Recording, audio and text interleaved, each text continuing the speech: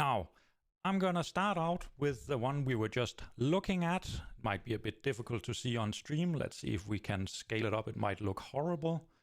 But basically, I have two streams that I wish to mix together. Both of them contain methanol water mixtures. In this case, it's described as two flasks. The first mixture is 40% weight percent methanol, and the second is 70 weight percent methanol. And then I'm told the mass of the two different ones that I want to send into my, send into my system. So the first thing I want to do is, of course, I want to take this information and I want to try and draw a system. So we're going to look at how I would draw that system. I would like a small box where I can mix my streams. Then I have a great big stream entering here and entering here. And then I have my product exiting somewhere. And now, of course, I cannot remember. I'll just move it to the other screen. So now I can see what I'm doing. Perfect. So I know that one of my streams contains 40 weight percent methanol. So 0.4 of methanol. That must leave me with 60% of water. And I decide to do the same for the top stream here, where I know it's 70% methanol, so 0.7 of methanol and 30% of water. And I'm also told the masses. So I know that for this left stream, I want 200 grams, and for the top stream, I want 150 grams. So this is basically the system that I'm working with, and I have to figure out, okay, what comes out of this mixture. Now, again, a lot of you seem to not really be comfortable with using percentages and calculating the, the compositions. So for instance, when I'm looking at this, well, I know that I'm mixing a 40% methanol with a 70% methanol. I don't know what the exit concentration will be over here, but I can already say it's going to be somewhere between 40 and 70% methanol. How do I know that? Well, consider if instead of using 200 grams and 150 grams, we just used an infinite amount of the first stream, for instance. So that means the second stream is basically insignificant. We don't have to deal with it. Then my concentration would be 40%. Similarly, if I had infinite of this stream, well, then my exiting stream would have the composition of 70% methanol. It's like when I mix, if I take two beers and I pour them into a glass, one beer is 4%, the other is 5%. I'm not going to end up somehow with a 10% beer or a 2% beer in my glass. That's not possible to do. Okay, so now that that's settled, I'm going to solve this by hand first, and then we'll look at setting it up in Excel. So in this case, it is fairly simple when I'm looking at it. So first of all, let's give the streams some names. Stream 1, Stream 2, Stream 3. And the first thing I'm going to do is I'm going to say, well, let's do a mass balance for this lovely system. So I'm going to look at that box and say, okay, what comes into that box? Well, that would be Stream 1 and Stream 2. And what comes out? Well, that would be Stream 3. Now, solving by hand, I can do shortcuts. So I can already say, well, I know that I have 200 grams here. I know that I have 150 grams for Stream 2. So I can already say that my Stream 3 must be 350 grams in total. Okay? Just move stuff around on my desk. Don't fall. Yes! Now, the next thing I'm going to do is I'm going to just only focus on the methanol. So how much methanol is entering my stream? I might need a calculator for this, so let me just fire up a calculator. By the way, if there are questions, if it's going too fast, you can just write in the stream chat. I'll try and keep an eye on it. But basically, if I look at my incoming here, I know that I have 200 grams. I know that 40% of it is methanol. So that would be 0.4 times 200, which gives me 80 kilograms. So I'm going to write that here. Or was it grams? I think it was grams. 80 grams of methanol is entering here. And in my other stream, I have 70% of 150 grams. So that means up here, I'm adding in 105 grams. And all I've really done here is I've taken this equation here, my total mass balance, and I've multiplied first this one with the percentage of methanol, then this one with percentage of methanol, and finally over here, I don't know the concentration of methanol, but we're going to pretend I multiplied it onto this, okay?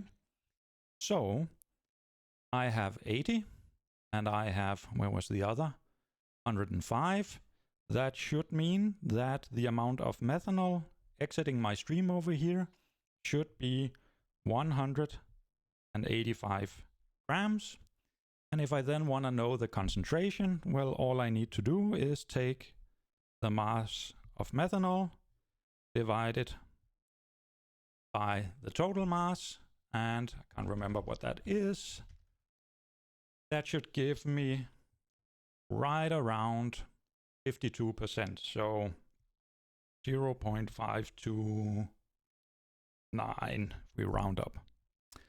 So I now know that 52.9% of my exiting stream is methanol. I could similarly then calculate it for the water, or I could just take 1 minus this percentage. Again, the sum of all of my compositions have to add up to 1. So at this point, I've basically solved the first problem that we were going to be looking at, because I know the mass, 350 grams is going to exit. The composition, well, it's going to be 52.9% of methanol. So now we're going to have a look at how I could set this up if I wanted to solve it in Excel. Now, I have an Excel open. I have tried to basically turn my lovely computer into grandma mode, so everything is nice and big, and hopefully we can all see what's going on. But now I can't even count. I'm gonna start out with my 3 streams, 1, 2, and 3. I'm gonna enter my components. So let's say I have my ethanol, I have my water, and then I have my total mass, my ethanol mass. Oh, sorry, it's actually methanol. Oh, I can't deal with that. There we go. And my water. Now, the percentages that I've been given is that I know in stream 1, I have 40% of methanol. In stream 2, I have 70. In stream 3, I don't know how much there'll be. So I'm going to mark stream 3 and say unknown. For the water, for all of the streams, I'm just going to say, well, I have 2 components. The percentage is going to be 1 minus the other. And I don't care that the bottom one doesn't match right now. That's totally fine. But I also know I am adding 200 grams of stream 1, 150 grams of stream 2. How much of stream 3? I'm going to play dumb and say I don't know. And then I can calculate how much methanol and water I have. I do it by taking the total I have in the pipe, in the stream, and multiplying it by the percentage. So in this case, 40% methanol. You'll see that I put a lovely $sign in front of the letter D. By doing that, I am able to copy paste my equations to the right and down. It's now being calculated for all of these, even for the one that doesn't make sense right now. And finally, I can, so technically, let me just jump back to my drawing here. Technically, I could set up a total mass balance and a balance for each unit operation. When you only have one unit operation, they are going to be perfectly identical, so there's no point. So we're going to draw it for unit 1, and I can basically do it for the 3 components that I have, or 2 components and the total. So we look at our drawing. Let's jump back. I know from my equation here, stream 1 and stream 2 enters, stream 3 exits. So I'm going to say stream 1 plus stream 2. And then I'm going to subtract the streams that exit. In this case, it's just stream 3. And that's my mass balance for the total mass in this system. and I can just copy it to the right. And we can see as we move to the right, the balance for methanol use the same streams, but the masses for methanol. So now I need to make sure that I can actually solve this. I have two lovely yellow unknowns. I have 3 equations, but only 2 of them are independent. We have to keep an eye on that, okay? So I'm gonna set up Solver, and I'm basically gonna say I would like my first, so my, what's it called, total mass balance. I would like that to have a value of 0. I would like to add a constraint that my other independent equation has to be equal to 0. When we have that, I have to tell Excel where can it make changes, what can it do to try and solve this. So we're gonna tell it those 2 yellows, please change values in those in order to solve them. We offer up a silent prayer to the Excel gods, and there we go. Solver found a solution, all constraints are optimal, blah, blah, blah. And because we did it by hand, we can just check. What did I say? 52.9 if we round up. 52.85 rounded up. Yeah. So that's basically how you would solve a very simple mass balance in Excel. And we can just check and say, yeah, all of these are fairly close to 0. If we think these don't look too nice, the last 2, we can try and see if Excel just needs a little shove to get a bit better results.